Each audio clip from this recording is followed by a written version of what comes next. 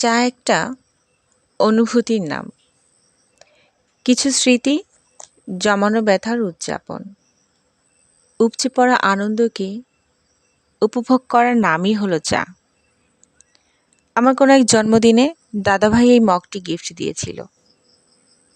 জমানো স্মৃতিগুলো নিয়ে রাবেন্টিক চরিত্রের সাথে কথা বলতে বলতে এক পেয়ালায় চুমুক দেওয়ার এই গোধূলি বেলার আরেক নাম হতে পারে চা।